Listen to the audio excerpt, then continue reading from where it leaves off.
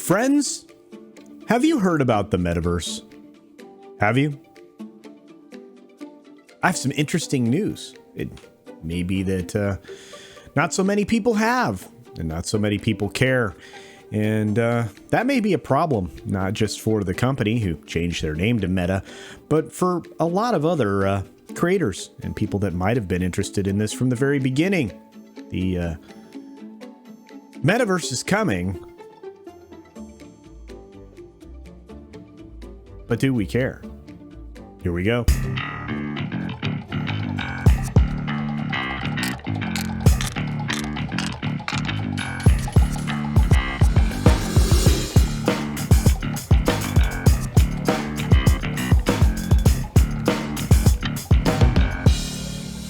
I like data. I think you guys know that by now. I think data points are important. I like to look at a nice chart, like a bar graph. I like data. I like numbers. I like the idea that you can quantify things pretty easily. You can find out if somebody's going to be interested in a film or television show in advance. I think that's pretty cool. But when it comes to bigger ideas, bigger products, things like that, they have to be tested out on an audience that has to be aware of them. And I think the Metaverse is going to struggle as to why anybody should care. And I'm not the only one. Courtesy of our friends over at Variety and their Variety Intelligence platform, we have a survey that was conducted. It says, survey how Metaverse meets media in the minds of consumers. And I would say this, it doesn't seem very good. Many consumers have either never heard of the Metaverse or aren't confident in describing it. New survey data will suggest. Those who like the idea of the Metaverse tend to be younger, i.e. demos are attractive to media looking to reach the cord cutters. Well, that's most people now, to be honest with you. Over 1/5 of the survey respondents said they were interested in attending a movie premiere, concert, or TV series screening in VR. Well, of course, that would be pretty cool. I think we would all agree. Many media execs have been essentially forced to learn about the Metaverse over the past few months, given the barrage of coverage that the topic has received, thanks to Mr. Zuckerberg. But this group should know that the subject matter remains foreign to many average consumers. Of course. That's according to data from a survey conducted by Hub Entertainment Research and provided exclusively to Variety Intelligence platform. Well, and to you, courtesy of me right now. So there you go. In Hub's survey, which was conducted online December 4th to 18th among U.S. consumers aged 13 to 74, 46% of respondents had never heard of the Metaverse. That's not a good number. Yes, it's true that 54% of respondents said they'd heard something or a lot about the Metaverse. Many respondents who had heard of the Metaverse signaled that the term still meant little to them. Not great. You can look at the pie charts breaking that down here. For example, the respondents who had heard of the Metaverse before, which was 38%, said they were not very confident in describing what the Metaverse is to someone else, and 34% of this group said that they were somewhat confident in describing what the Metaverse is. That's not big numbers. The results above indicate that the marketing materials relating to the company's efforts to engage consumers in popular virtual worlds like Fortnite and Roblox, which we have more on in just a moment, may benefit from a brief explanation of what the Metaverse is and why they view it as important or potentially beneficial to consumers. That's because many consumers currently see the term metaverse and don't quite grasp the concept of it, is what Hub's data suggests. That's also because after being given a brief description of the metaverse, many respondents either were indifferent toward the idea of the metaverse or outright against it. Also, not good things. Using a slider scale of 1 to 10, with 10 representing loving the idea and 1 representing hating it, 32% of Hub's total respondent base rated their sentiment toward the metaverse between 0 and 2 after being given a brief description of it. 1/3. Wow, that's bananas. Of course, you might want to blame that sentiment on specific description listed below the Hub gave to the respondents, and I'll read that for you. So this is in quotes. A virtual world where people can meet and interact with each other through the use of three-dimensional avatars. Virtual reality and augmented reality technology would allow people to feel their actually physically present with others at concert, parties, sports events, workplaces, and in the middle of video games and other people's homes in cities around the world without actually being there. Companies are working to develop this type of technology, and some estimate it will take at least 5 to 10 years before it's fully developed. It's taken a decade to just get VR to about 10% of the people who were even interested in the first place. If you look at the Oculus Rift, if you look at the other platforms that are out there, Steam has a couple of VR options for you, like the Index and of course the Vive, right? A foreign tech, but they've partnered with Steam. And you see that it takes a lot of time and a lot of money and a lot of computer power to get these high-end VR systems to work. And they're trying to make this smaller and this tech more readily available. I think 5 to 10 years based in the current climate, that's incredibly optimistic. But hey, we'll continue on from here. But that description, at least by our estimation, is actually quite fair and succinct, and I think it is too. Importantly, it doesn't fall into the trap that some do when trying to quickly explain the metaverse, equating the metaverse only to VR, which you're going to have augmented reality mixed with VR, but it is what it is. So this is obviously not a good sign when it comes to, the idea around the metaverse. And there's more data here. When asked if the metaverse was already here in an interview for our December Metaverse and Media special report, which I think I've talked about before, Levin is the person that they spoke with. I wouldn't even describe it as the first pitch of the first inning of a 9-inning baseball game. I would more characterize it as we have the equipment to start playing the game. We've got a great selection of bats, balls, bases, gloves, uniforms, umpires, fans, and the stadium, but that's how early it is. The nascent days, which is wildly exciting if you think about how compelling some of these foundational blocks we're playing for already are. So these are the nascent days, basically. VR headset penetration, which I just kind of talked about a second ago, it breaks down this chart. It says essentially 25% have these headsets of the people that they communicated with. That's bananas. Of course, when you have a VR headset, you already are a little more aware of the metaverse. In fact, 40% of respondents who already possessed a VR headset said that they were aware of the metaverse. So anyway. And before we ascend, and this is from the article, before we ascend to Ready Player One, like Heights, media companies looking to get mileage out of their activations on platforms like Roblox and Fortnite could well be served by target marketing these efforts towards men, which exhibited more excitement about the metaverse in the Hub study than women did. I'm not even going to get into all of that. There are a lot of reasons for that. The early adopters in tech usually are men. I hate to say it, it's just the truth. Data backs that. You're starting to see major sports entities get involved in this based on what this article says, which include the NFL and NASCAR. I am not surprised by that. Digital driving is something people have been trying to do for a while. There were some great NASCAR games that were readily available for a long period of time. The NFL would benefit greatly from putting a fan in the middle of the game, in the middle of the action, and it could very easily be done. Well, not easily, but it could be done. And I think a lot of people would be interested in that. The interest in VR activities is broken down at the end of this article. We have a lot more to get to, so I'm just going to jump into this. It says interest in VR activities, playing video games, seem very interested, about 31%, and somewhat interested, 24%, for a total of, 55%? I would say that seems reasonable to me. Socializing with friends, 29% were very interested, 29% were somewhat interested. There you go, that's another 30%. 25% say they would go very interested in going to a movie premiere, and so on and so forth. A lot of people think that they could work from home using this. That's about 50% of the audience.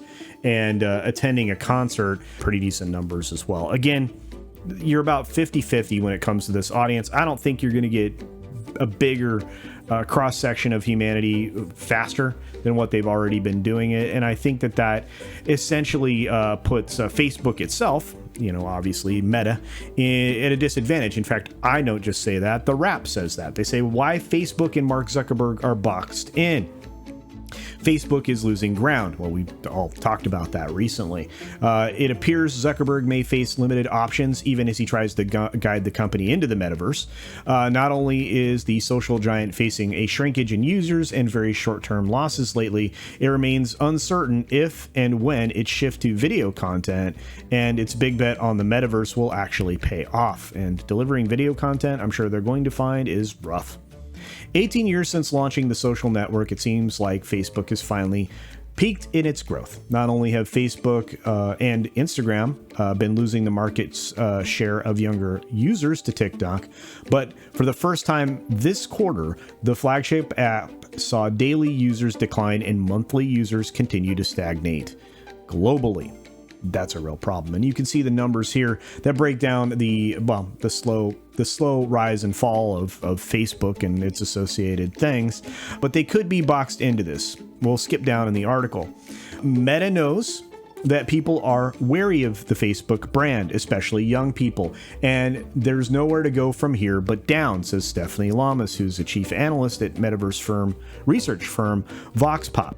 Younger generations are moving to other platforms, and it's likely that they eventually do so in headsets. Meta is in it for the long game, hence their enthusiasm for the metaverse, and they have seen this coming from a mile away. And I think a lot of us have already been talking about VR and AR stuff for a couple decades now. I mean, ever since, we started carrying around this size phone with lots of potential, essentially a supercomputer in our hands, or what the equivalent of was back in the 70s. Yet the metaverse, Zuckerberg and other tech leaders envision, is likely years, possibly decades away from being a reality, which I was just talking about a minute ago.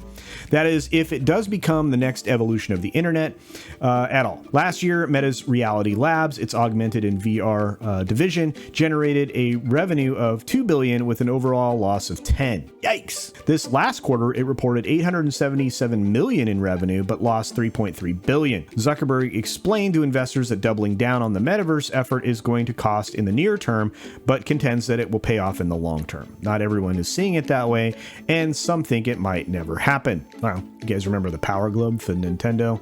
But look, it doesn't even speak to just specifically Facebook. You have this article, also from Variety, that says Roblox illustrates the promise and peril of the metaverse. And again, maybe the metaverse, not so fast. 2020 was impressive, but 2021 was by far the best year yet for game creation platform Roblox, right? Roblox Corp and its namesake are enticing examples of metaverse success, but a plunge in stock has already occurred from missing analyst projections. See, don't be too optimistic. That's basically the warning here. As big as Roblox is, such platforms heavily skew towards kids, leading to engagement difficulty to sustain for several reasons. Yeah, because kids have their interest shift pretty rapidly. Between its nearly 50 million daily active users, they use the DAU thing. You guys need to start getting used to that because it's like ARPU. It's going to be around. Robust user-driven marketplace and interactive concerts from the likes of Lil Nas X and 21 Pilots.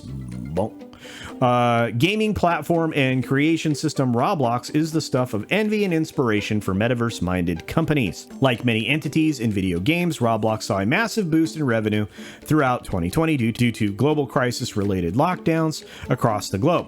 But 2021, which marked Roblox's Wall Street debut with the launch of its IPO in March, was by far its best year yet. And you can see that reflected here in this nice little bar graph. 2021 collective haul was $1.9 billion in revenue and is more than double what Roblox made throughout what was already an impressive 2020 for the company. Per last week's earnings release, to put this growth further into context, Q4 2021's $570 million revenue is more than 2019's entire haul. And as you can see, you've seen the Roblox daily active users, the DAUs, by age group, gradually increasing on a quarter-by-quarter basis. They do have a significant portion, well, it's not insignificant portion of unknown users, whether or not whatever their age is, but you do have a significant number of under 13s and a decent amount of over 13s. And again, as people get older, those demographics will shift too, because people will get older and those numbers will change, but it is what it is. It isn't news, and continuing on from the article, it isn't news that despite the far-reaching ambitions of the metaverse, or metaverse-oriented companies like Facebook, parent Meta, the current guinea pigs of the metaverse viability tend to skew younger, which we just talked about. Metaverse players' age by demographic is broken down here. Only about 4% are 51 to 60. You have the 36 to 50 age group. That's about 22%. So that's about 26% of the market. 10 to 20 are about 38%. And the biggest group is that 10 to 20, but the 21 to 35, 36%, not insignificant. That's a lot. And a lot of that speaks to what is said here in this paragraph from analytics firm Newzoo, breaking down the fact that naturally kids have a lot more free time. So that 10 to 20 age group is going to be the biggest, 21 to 35 second, just because of their adoption of technology for the last 2 decades. But it is what it is. I fully expect that Roblox and other entities like it are going to struggle over the course of the next couple of decades with a lot of early returns and early numbers that will eventually fade and kind of sit stagnant until the tech has moved forward far enough that everybody else will be able to easily adopt. Anyway, as far as Roblox goes, from player-created rooms where users try to get away with bad things, recruiting things, and inappropriate chats, to genuine instances of bad things, there's a lot here to draw your concern. And of course, I think that's going to be one of the things about these virtual platforms going forward is the exploitation in various forms that could take place in various ways. It will maybe help the OnlyFans crowd, maybe. I don't know. But anyway. Likewise, the presence of marketplace dependent on in-game spending has dredged up familiar but relevant concerns that Roblox can foster early gambling addiction among children due to the presence of randomized cosmetic items purchasable via in-game currency. Same problem we're having in video games right now, which I think we're going to have to rectify. Video game corps need to figure out a way to monetize differently or charge a fair price for their games so they don't have to rely on those type of tactics in order to generate earnings. I think that they are deceitful, and at the end of the day, you don't actually own anything, because unlike an NFT, I'm not sure how exchangeable many of these goods are. In fact, I believe none of them are, which is a real problem. With shares of local tech giants like Tencent and NetEase dropping upon China's own regulation of how often children are allowed to play games, it's clear that the long-term success of their Western counterparts hinges on the degree to which regulatory intervention may occur.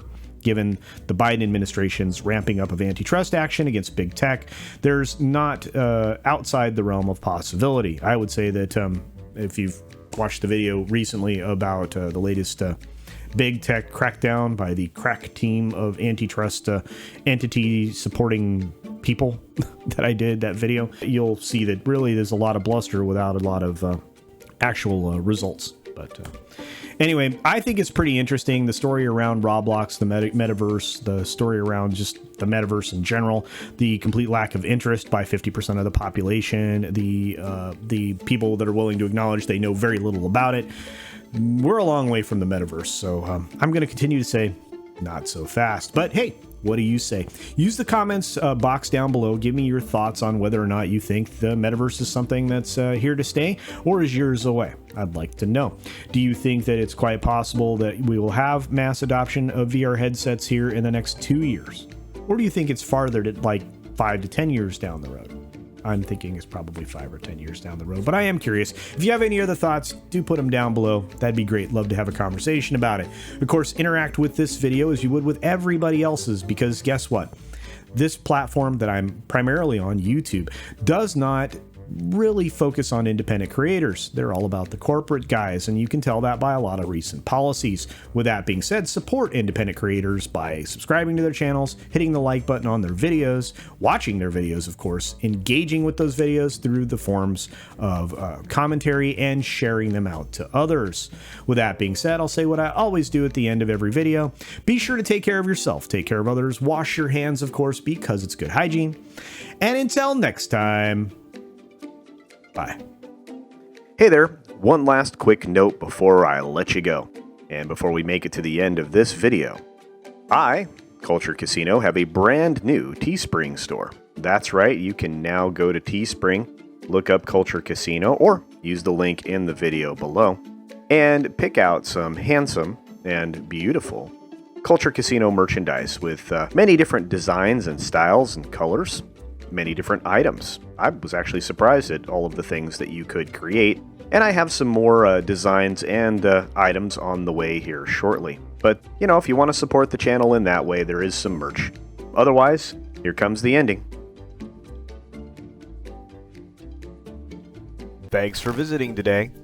Be sure you're subscribed and hit that for alerts. Yay! Of course, like and share all of the videos that you can, as it helps with the algorithm. Have a great day.